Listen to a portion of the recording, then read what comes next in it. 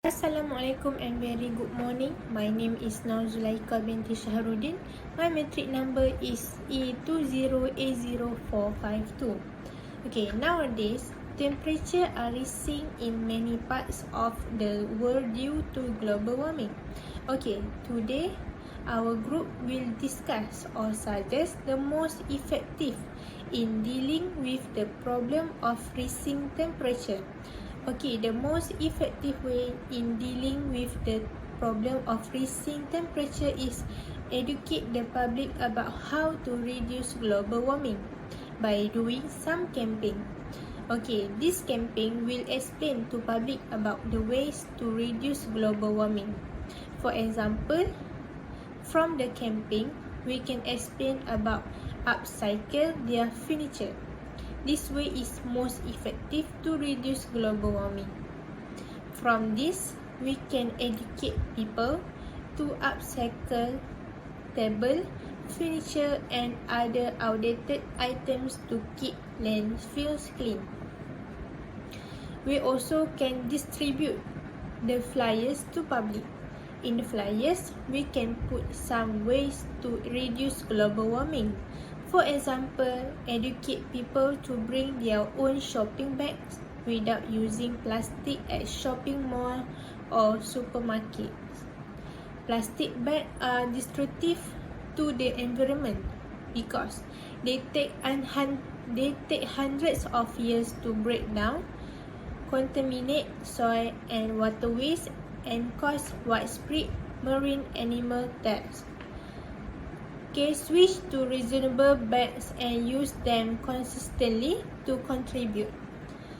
Okay, that's all from me. I will pass to next presenter, which is Azma Waira. Okay, thank you, Zulaika. Okay, my name is Azma Waira binti Abdul Aziz, and my metric number is E20A0326. So now I will continue with my point, which is my suggestion. So my suggestion in dealing with the problem of rising temperatures is ensure that more trees are planted. Okay, reforestation is the most cost-effective way to prevent global warming or rising temperatures. And then trees help to combat global warming by absorbing carbon dioxide and removing and storing carbon while releasing oxygen back into the air. Trees absorb carbon dioxide, which makes up 82% of greenhouse gases in our atmosphere. So planting more trees can help reduce the amount of carbon in our atmosphere, which is in fact we could remove roughly 2/3 of human-made carbon just by letting all forests regrow. And then trees do more than absorb carbon. When planted in sustainable agroforestry systems, they result in enhanced biodiversity, water retention, soil health, food security, and economic development for local communities. But not all forests are created equal because actually some remove carbon from our atmosphere more effectively than others because according to a paper that published in Science Advance, tropical forests in countries like Brazil, Indonesian, and Indian will most efficiently pull carbon out of the atmosphere because since they're home to a huge amount of biodiversity and play a major role in the planet's air and water cycle.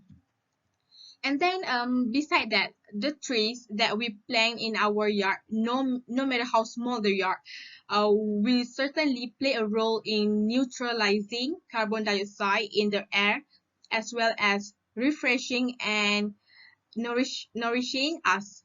And then lastly, whether you want ornamental plants or flower, fruits, or live pharmacies, or vegetable and herbs, it doesn't matter because if most of the Earth citizens do it, it will provide very significant benefit for reducing carbon dioxide in the air and ultimately global warming or rising temperature can be reduced. Thank you. Okay, for the next point, I'm going to pass to the next presenter, Afika. Thanks to my friends. So I will move to the next point. Before that, I introduce myself first. My name is Nur Afika binti Abdul Muqsid. My metric number is E20A0412. An effective way to solve the problem of rising temperature that result in global warming is by punishing factories that contribute to air pollution. First, we need to know that the air pollution produced by the plant is caused by the blowing for chemical weapon and the production of smoke through vents and chimney. And also the burning of waste is open landfill or incinerator. To address this problem, the use of the Environment Quality Act 1974 need to move more aggressively.